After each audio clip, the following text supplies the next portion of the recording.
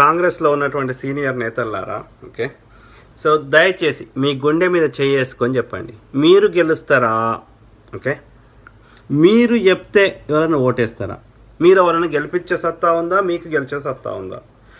లేదు. మరి ఆలోచించండి, మీ గుండె మీద చేసుకొని నేను అడిగే ప్రశ్నలకు సమాధానం చెప్పండి. ఓకే, అదేవిధంగా 2014లో రేవంత్ రెడ్డి లేడు కాంగ్రెస్లో, 2018లో లేడు, ఉన్నప్పటికీ ఇది నిర్ణయాత్మక పొజిషన్లో లేడు. అంటే 2014లో పార్టీని గెలిపించలేకపోయినారు, 2018లో పార్టీని గెలిపించలేకపోయినారు, 2014లో 21 మందిని ప్రజలు గెలిపిస్తే వాళ్ళని కాపాడుకోలేకపోయినారు. అవునా కదా? 2018లో 19 మందిని గెలిపిస్తే ప్రజలు వాళ్ళని కాపాడుకోలేకపోయినారు. ఓకే, అర్థమైందా? సో మరి మీరుకి 2 అవకాశాలు ఇస్తే కూడా పార్టీని గెలిపించలేరు, పార్టీ అస్తిత్వాన్ని కోల్పోయే స్థాయికి పార్టీని తీసుకొచ్చారు. ఇవన్నీ గమనించి మెజారిటీ ప్రజలు, మెజారిటీ కాంగ్రెస్లో ఉన్న కార్యకర్తలు, మెజారిటీ డీసీసీ ప్రెసిడెంట్లు, మెజారిటీ నాయకులు అందరి అభిప్రాయం తీసుకున్నాకనే, ప్రజల యొక్క ఆదరణ చూసిన తర్వాతనే బహిరంగ సభలలో కానీ సోషల్ మీడియాలో కానీ ఎవరు మాట్లాడాలని డిమాండ్ చేసినారు, ఎవరు మా పార్టీలోకి బాహుబలి వస్తుండని ఎవరన్నారు? మీరే ఇన్వైట్ చేసి మీరే ప్రచారం చేసుకొని ప్రజలందరి మద్దతుతోటి ప్రజలందరి యొక్క అభిప్రాయాన్ని తీసుకున్నాకనే సోనియా గాంధీ గారు లేకపోతే రాహుల్ గాంధీ గారు రేవంత్ రెడ్డిని పీసీసీ ప్రెసిడెంట్ చేస్తే మరి ఇవాళ మీకు వచ్చిన సమస్య ఏంది?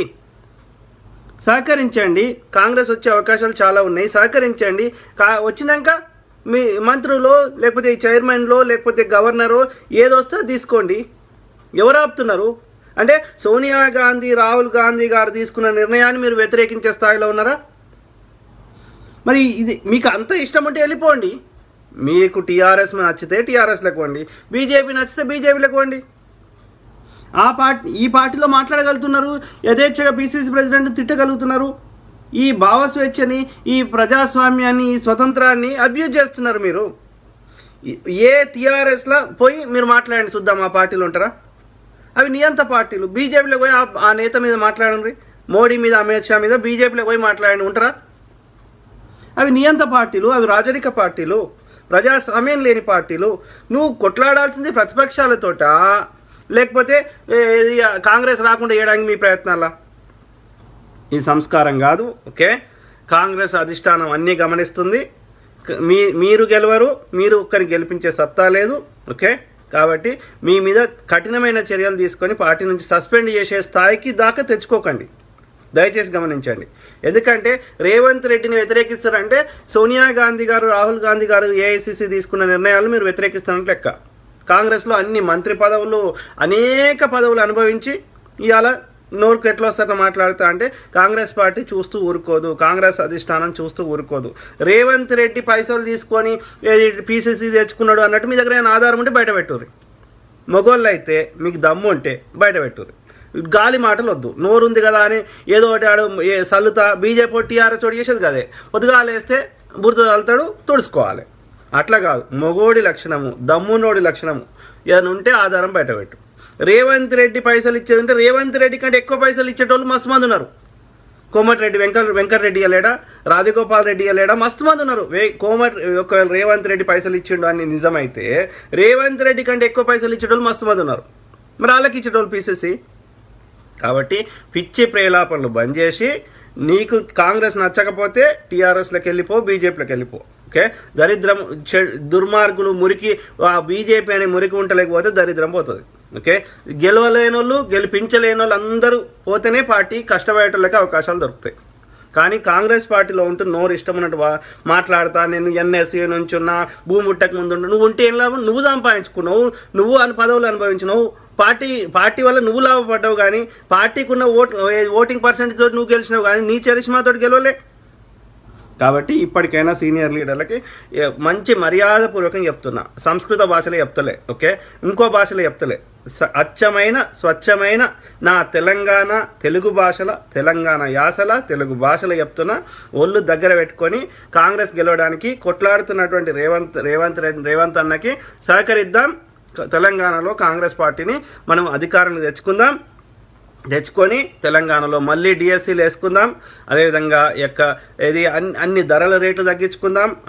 అన్ని రంగాల్లో తెలంగాణను అభివృద్ధి చేసుకుందాం. అట్లనే భారతదేశంలో కూడా అన్ని రకాలుగా కాంగ్రెస్ వచ్చేటట్టు చేసుకుందాం. సిలిండర్ మళ్ళీ 400లకు వచ్చేటట్టు చేసుకుందాం. ఓకే, గాలి మాటలు వద్దు. కులం తిండి పెట్టది, మతం తిండి పెట్టది. కులం మీద కులం పేరు ఎత్తుకున్నవాడు వాడు బాగుపడాలని కులం పేరు ఎత్తుకుంటాడు. ఓకే, మతం పేరు మీద వాడి తప్పులని వాడు ఏం అభివృద్ధి చేయకుండా ప్రజలు అన్నీ మర్చిపోవడానికి ఒకడు కులం పట్టుకుంటాడు. ఒకడేమో బీఎస్పీ వాడు విశారదను అవులనా కొడుకులేమో కులం పట్టుకుంటారు. ఏది బీజేపీ ఎంఐఎం ఏమో మతం పట్టుకుంటారు. ఎందుకు పట్టుకుంటున్నాయి? వాడు చేసేది ఏం లేదు.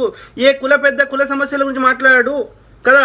ఏ విశారదన్ కానీ ఏ ప్రవీణ్ కానీ ఆ కులం వల్ల ఉన్న సమస్యల గురించి మాట్లాడాడు. వాళ్ళ తరఫున వాడు అసెంబ్లీలో పోయి వాడు దోసుకుంటా అంటున్నాడు, ప్రవీణ్ గాడైనా విశారదన్ గాడైనా.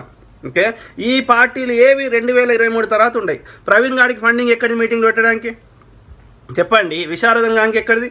ఇవన్నీ దళిత బంధు వణికిస్తున్నాడు కేసీఆర్ గారు. వీళ్ళకే ఇవన్నీ కేసీఆర్ కాంగ్రెస్ యొక్క ఓటు బ్యాంక్ చీల్చడానికి BJP, YCP, YSR, Sharmila party, Aam Aadmi party, Indira Shobhan, ఇంకోడో బీజేపీ, ఉమ్మడి జక్కడ అందరూ ఈ 2023 తర్వాత ఈ పార్టీలు ఏవి కనిపాయి. వీళ్ళందరినీ పెంచి పోషిస్తుంది. ఇది ఒక బీజేపీ టీఆర్ఎస్ మధ్యలోనే పోటీ ఉన్నట్టు క్రియేట్ చేసి పొద్దుగాలేసి బీజేపీని తిట్టి కాంగ్రెస్ లేనట్టుగా క్రియేట్ చేసి కాంగ్రెస్ యొక్క ఓటు బ్యాంక్ చీల్చి టీఆర్ఎస్ మళ్ళీ ఇక్కడ రావాలని వాళ్ళు కుట్ర చేస్తున్నారు. నువ్వు ఎన్ని కుట్రలు చేసినా కుతంత్రాలు చేసినా ఆడ పైన దేవుడు అనేటోడు ఉన్నాడు. వాడు అన్ని చూస్తున్నాడు. వాడు ఎడ్డోడు కాదు, గుడ్డోడు కాదు. పాపం ఏది పండితే తప్పకుండా టీఆర్ఎస్ ఇక్కడ ఓడిపోతుంది. బీజేపీని అసలు ఇక్కడ లేనే లేదు. వారికి బీజేపీకి 119 నియోజకవర్గాల్లో క్యాండిడేట్ల పేరు చెప్పినాక మాట్లాడండి కదా. బూత్ ఏజెంట్ లేరు, క్యాండిడేట్ లేరు. మిగతా పార్టీలు 1-2% కంటే ఓటు బ్యాంకు ఇక్కడ చీల్చే అవకాశం లేదు.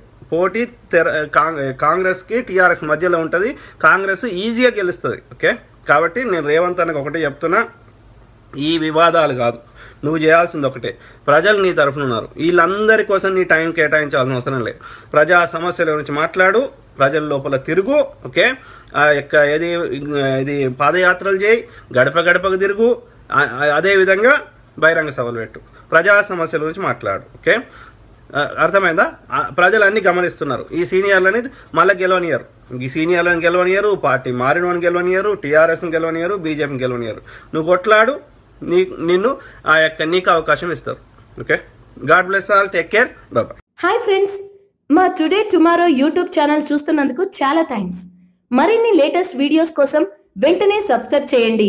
అలాగే ఈ బెల్ ని కూడా రింగ్ చేసేయండి. మా నోటిఫికేషన్స్ అన్ని మీ మొబైల్లో వస్తాయి. అలాగే మా వీడియోస్ మీకు నచ్చితే లైక్ చేయండి, షేర్ చేయండి, నచ్చకపోతే కామెంట్ చేయండి.